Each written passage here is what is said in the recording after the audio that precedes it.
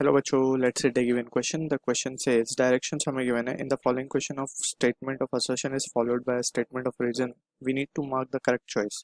Assertion हमें given है. The direction of induced EMF is always such that to oppose the change that cause it. Reason given a conservation of energy applies to know the direction of induced EMF. Option A, both assertion and reason are true. Reason is the correct explanation of assertion. Option B, both assertion and reason are true, but reason is not the correct explanation of assertion. Option C given है, assertion is true but reason is false. Option D, both assertion and reason are false. So for this question, जो key concept यहाँ पे we will be using is the concept of Lenz's law. So according to this law, सबसे पहले हम बात करते हैं Faraday's law की. According to which the change in magnetic flux causes an EMF to be induced, right? और उसको हम लिखते हैं E equal to d phi by dt. If you put a negative sign over here, that indicates कि जो EMF induce हुआ है उसकी वजह से जो इंड्यूस करंट आएगा उसका डायरेक्शन इस तरीके से होगा so as to oppose the cause which has produced it. तो ये स्टेटमेंट है. अब हम इसको थोड़ा सा समझ भी लेते हैं. लेट्स सपोज वी हैव एक कॉइल है इस तरीके से.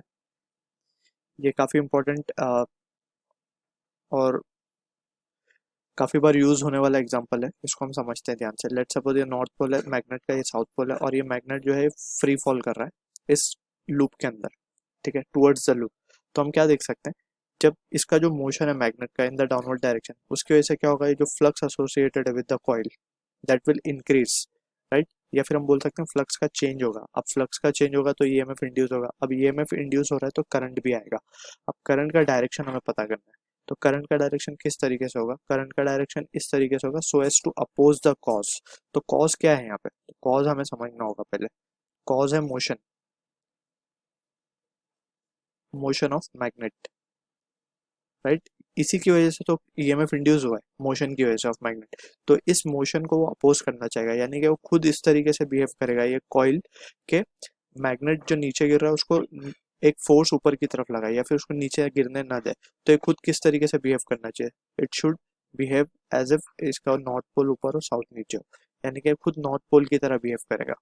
सिंपल बोलने का मतलब ये, coil will behave as if it is a north pole so it will start to repel the incoming magnet, ठीक है. तो अब ये नॉर्थ पोल की तरह हो गया, तो यानी कि यहाँ पे जो करंट फ्लो होना चाहिए according to right and thumb rule, हम क्या देख सकते हैं, it will be in the clockwise, anti clockwise direction. तो इस तरीके से कुछ फ्लो होगा करंट. अगर हम इसको शो करें इस तरीके से करंट विल फ्लो, राइट, क्योंकि मैग्नेटिक फील्ड अपवर्ड है. So we need to curl the finger and thumb in the direction of magnetic field. So finger को जब कर्ल करेंगे तो it will be in the direction of current. So this will how we can say कि ये जो है हमारा north pole की तरह बिहेव करेगा. तो ये हो गया ऑल अबाउट लेंज लॉ, ठीक है. अब हम बात करते हैं कि हमें असर्शन क्या गिवन है, the direction of induced EMF is always such that, ठीक है, it oppose the change that caused it. So that is true, right. अब बात करते हैं conservation of energy applies to know the direction of induced EMF. तो conservation energy apply होती है या नहीं? तो सबसे पहले हम कंजर्वेशन ऑफ एनर्जी की बात कर लेते हैं. तो जैसे हमें पता है कि energy remains conserved, right. Energy can neither be created nor be destroyed but can be converted from one form to another. तो यहाँ पे एनर्जी कंजर्वेशन फॉलो हो रही है क्या, तो वो समझने के लिए हम एक एग्जांपल ले लेते हैं.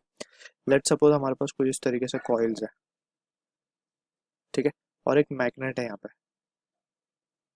इसका साउथ पोल मान लेते हैं, इसका नॉर्थ पोल मान लेते हैं. अभी हम फिलहाल मानते हैं कि लेंज लॉ फॉलो नहीं हो रहा, लेंज लॉ फॉलो नहीं हो रहा, और हमने इस मैग्नेट को स्लाइटली पुश कर दिया, इस मैग्नेट को स्लाइटली पुश कर दिया. या हम इस तरीके से सपोज करते हैं कि ये जो कॉइल है इसका एक लूप हम मान लेते हैं, एक एक लूप हम यहाँ पे कंसिडर करें, बाकी सेम चीज़ फॉलो हो जाएगी आगे भी.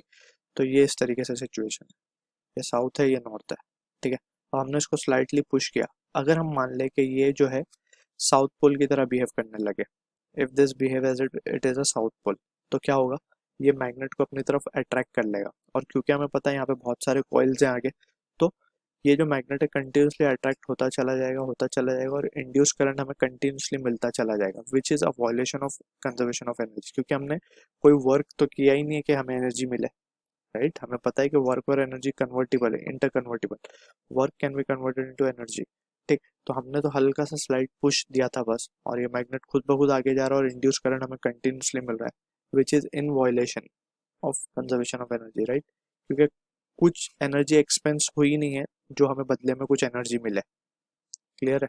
लेकिन अगर हम इसी को नॉर्थ पोल कंसिडर करें, if this is considered to be as north pole, तो ये क्या करेगा, ये अपोज करेगा इसको आने से, राइट, अपोजिशन ऑफर करेगा, and that will be in accordance to the conservation of energy, ठीक है ना। तो हमें continuously without any expense of work energy नहीं मिल सकती, ठीक है।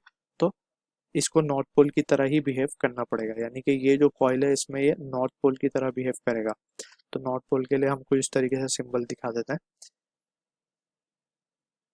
इस तरीके से। तो करंट इसमें किस तरीके से फ्लो होगा हम देख सकते हैं, it will be in the clockwise sense, anti clockwise sense, ठीक है। तो फ्रॉम दिस डिस्कशन अगर हम देखें ध्यान से, तो कंजर्वेशन ऑफ एनर्जी अप्लाइज, अगर ये अप्लाई नहीं होगा तो that is not possible actually, ठीक है। तो हमारा option A will be the correct answer for this, both assertion and reason are true, reason is the correct explanation of assertion. So I hope you understood the solution. All the best.